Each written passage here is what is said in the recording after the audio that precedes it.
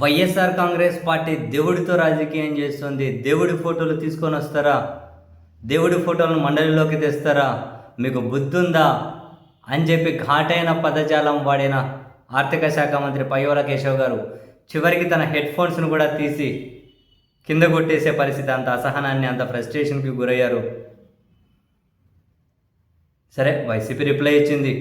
దేవుడితో రాజకీయం మొదలెట్టింది ఎవరు? దేవుడితో రాజకీయం చేసింది ఎవరు?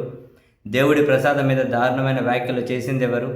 చివరికి అన్ని వాళ్ళకు చుట్టుకునేసరికి ఇప్పుడు మొసలి కన్నీరు గారుస్తున్నారని చెప్పి ఎదురుదాడి చేసిన వైసీపీ వాళ్ళ అఫీషియల్గా వాళ్ళ ట్విట్టర్ హ్యాండిల్స్లోనే మరికొన్ని ఫోటోలు రిలీజ్ చేసి దీనికి సమాధానం చెప్పు పయ్యావుల కేశవ్ గారు అని చెప్పి రిలీజ్ చేశారు.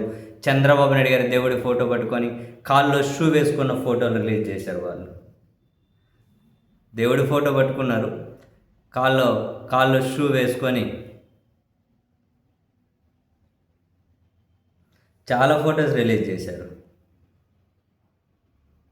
అన్నీ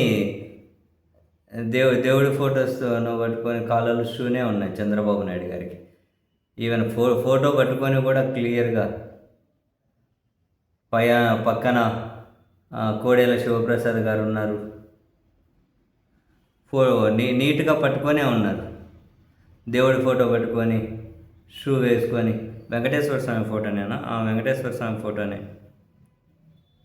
మరి దీనికి చెప్పు, దేవుడి మీద ఎవరికి భక్తి ఉందో, దేవుడి మీద ఎవరికి భయం ఉందో అని చెప్పి పయ్యావుల కేశవ్ గారికి ఈ ఫోటోలు అయితే విడుదల చేసింది వైసీపీ.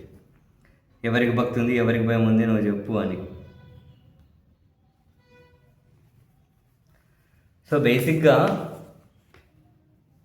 తిరుమల లడ్డు అనే ఎపిసోడ్ ద్వారా జగన్ను, వైసీపీను టార్గెట్ చేయొచ్చు. మన ప్రభుత్వం మీద వ్యతిరేకత తగ్గించడం కోసం ఇది పనికొస్తుంది అని చెప్పి టీడీపీ అనుకుందేమో, దాని పెద్దలు అనుకున్నారేమో, కానీ వాళ్లకు రాజకీయంగా తీవ్ర నష్టాన్ని, తీవ్ర డ్యామేజ్ని ఈ ఎపిసోడ్ అయితే మిగిలిచ్చింది. వీళ్ళు ఏం చేసినా ఎపిసోడ్ నుంచి బయటకు వెళ్ళారేమో. డైవర్షను లేకపోతే మౌనంగా ఉండడం, ఈ రెండే వాళ్ళకు మార్గాలు ప్రస్తుత పరిస్థితుల్లో అయితే. ఎందుకంటే అన్నీ వాళ్ళకే చుట్టుకుంటూ ఉన్నాయి. వన్ బై వన్ అన్నీ బయటకు వచ్చేస్తూ ఉన్నాయి.